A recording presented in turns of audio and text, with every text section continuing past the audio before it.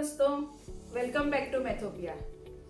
16 जनवरी 1913 भारत के इतिहास में एक महत्वपूर्ण तारीख मानी जाती है, क्योंकि इस दिन सिर्फ 25 साल की आयु के एक इंडियन क्लर्क ने वर्ल्ड फेमस प्रोफेसर को एक चिट्ठी लिखी थी। इस चिट्ठी में उसने बताया था कि उसकी पढ़ाई सिर्फ हाई स्कूल एजुकेशन तक की है, लेकिन अपने विषय के प्रति लगाव के चलते उसने 120 परिणाम खोज निकाले हैं। अगर ये परिणाम सही लगते हैं और उसको इंग्लैंड की फेमस जर्नल में शामिल किया जाता है तो वो उनका बहुत आभारी होगा। उसने विनम्रता पूर्वक ये भी बताया था कि वो इस फील्ड में नया नवेला है, इसलिए अगर उसको कुछ सुझाव या मार्गदर्शन भी मिल जाते हैं तो उसे बड़ी खुशी होगी। दोस्तों, ये प्रोफेसर कैम्ब्रिज यूनिवर्सिटी के प्रोफेसर थे, वर्ल्ड के फेमस प्रोफेसर थे और आए दिन उनको ऐसी कई चिट्ठियां मिलती रहती थी जिसमें कुछ न कुछ खोज निकालने का दावा किया जाता था और ज्यादातर ये दावे गलत हुआ करते थे। ऐसी ही समझ के साथ उन्होंने अपने ब्रेकफास्ट टेबल पे इस चिट्ठी को भी सरसरी निगाहों से देखा और एक तरफ रख दिया। उसके बाद वो अपने रूटीन काम के लिए चले गए, ऑफिस गए, लंच किया, उसके बाद हल्का सा टेनिस खेले, लेकिन हर वक्त उनके जहन में ये चिट्ठी के बारे में ख्याल आते रहे। तो दोपहर में उन्होंने एक बार फिर से अपने कमरे में जाकर चिट्ठी को पढ़ा और जब दोबारा उन्होंने पढ़ा तब उन्हें लगा कि बात में कुछ दम है। तो उन्होंने अपने जिगरी दोस्त को डिनर के बाद घर पे आने के लिए न्योता दिया। शाम को डिनर के बाद दोनों ही ये चिट्ठी लेकर बैठ गए और दोस्तों, आप यकीन नहीं करोगे, आधी रात होते होते दोनों इस कंक्लूजन पे आए कि ये कोई ऐसी वैसी चिट्ठी नहीं है, लेकिन किसी मैथमेटिकल जीनियस की चिट्ठी है। तो कैम्ब्रिज यूनिवर्सिटी में इंडियन क्लर्क और उसकी चिट्ठी के बारे में चर्चे होने लगे। दोस्तों, जिस प्रोफेसर को ये चिट्ठी लिखी गई थी वो थे इंग्लैंड के famous mathematician professor G.H. Hardy. उनके दोस्त थे प्रोफेसर J.E. लिटिलवुड।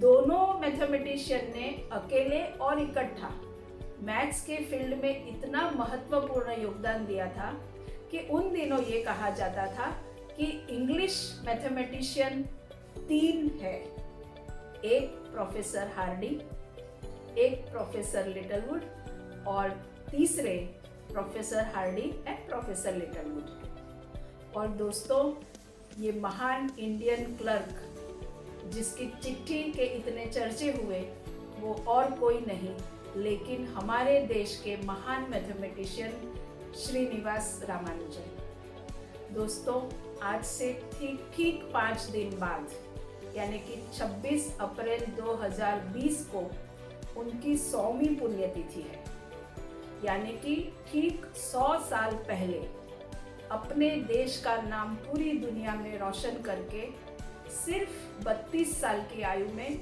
वो इस दुनिया को अलविदा कह गए। और गणित के कई परिणामों के साथ उन्होंने ये भी साबित कर दिया कि life is not measured by years but by our deeds. दोस्तों, आने वाले वीडियोस में मैं आपको उनके जीवन से जुड़े कई सारे इंटरेस्टिंग किस्से बताऊंगी और आज भी ऐसा ही एक इंटरेस्टिंग किस्सा मैं आपको बताने जा रही हूँ। आइए देखते हैं रामानुजन के जीवन से जुड़ा इंटरेस्टिंग किस्सा। दोस्तों, बोर्ड पे आप ये एक मैथमेटिकल एक्सप्रेशन देख रहे हैं। अगर आप इसको सिंप्लीफाई करते हैं तो ये 1 + 7 8 8 + 4 12 11 + 9 21 7 2 14 - 9 5 - 1 4 and 1 7 2 9 + 2 9 1 = 2020, यानी कि ये और कुछ नहीं लेकिन आज की तारीख है। और अगर आप इसको गौर से देखेंगे तो आप देखेंगे कि ये एक्सप्रेशन में सिर्फ ये 4 डिजिट्स 1 7 729 इसको इस्तेमाल किया गया है। दोस्तों असल में इस नंबर को यानी कि 1729 को रामानुजन नंबर कहा जाता है। आइए देखते हैं इससे जुड़ी एक इंटरेस्टिंग कहानी। दोस्तों उन दिनों रामानुजन हॉस्पिटलाइज थे और प्रोफेसर हार्डी उनको मिलने अस्पताल जा पहुंचे। दोस्तों आपने सुना ही होगा कि गधे से मिला गधा तो करे लातम लात और ज्ञानी से मिला ज्ञानी तो करे ज्ञान की बात। तो ऐसी ही कुछ बात करते हुए प्रोफेसर हार्डी ने रामानुजन को बताया कि आज मैं जिस टैक्सी कैब से आया उसका नंबर बड़ा ही विचित्र था, उस नंबर से कोई उम्मीद नहीं की जा सकती। अब रामानुजन ये मानते थे कि हर पॉजिटिव इंटीजर उनका फ्रेंड है, तो तुरंत उन्होंने पूछा कि मुझे बताओ कौन सा नंबर था। प्रोफेसर हार्डी ने जब बताया कि टैक्सी का नंबर था 1729, तो तुरंत रामानुजन ने बताया कि ये तो बड़ा इंटरेस्टिंग नंबर है।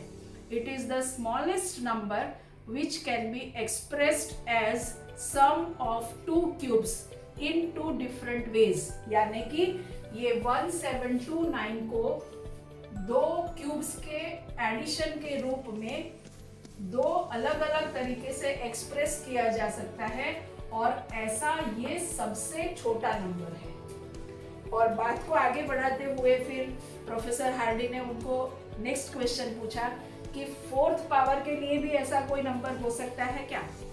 उस वक्त रामानुजन की कंडीशन, क्योंकि वो हॉस्पिटलाइज थे, ऐसी नहीं थी कि वो तुरंत उत्तर दे पाए, लेकिन उन्होंने इतना ज़रूर बताया कि अगर ऐसा कोई नंबर होगा तो भी वो नंबर बहुत बड़ा होगा। तो दोस्तों मैं उम्मीद करती हूँ कि आपको ये वीडियो पसंद आया होगा।